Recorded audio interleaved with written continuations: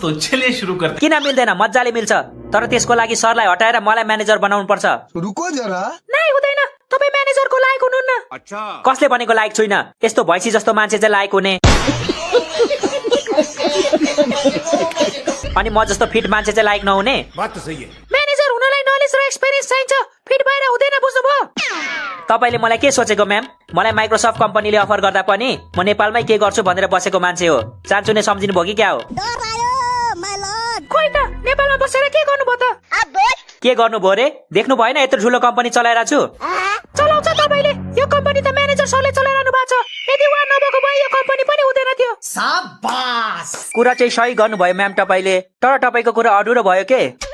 कसरी अधुरो भयो सर? तपाईले भन्नुभयो म्यानेजर सर नभएको भए यो कम्पनी हुँदैन थियो। हो, म मान्छु, तर म्यानेजर सर नभएको भए यो ठाउँमा खानेकुराको अभाव पनि हुँदैन थियो नि त। त्यो चाहिँ खोइ भनेको तपाईले?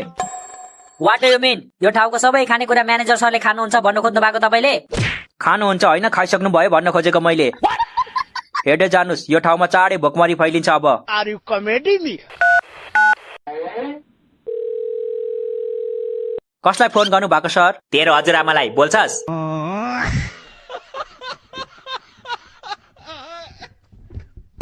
म एक्लैले बनाउने होइन नि त, हामी सबै मिलेर बनाउने हो। देश बन्नलाई सबै नागरिकको योगदान चाहिन्छ। बात तो सही है। ए हो, ल ल, मेरो तर्फबाट चाहिँ 2 बोरा सिमेन्ट है।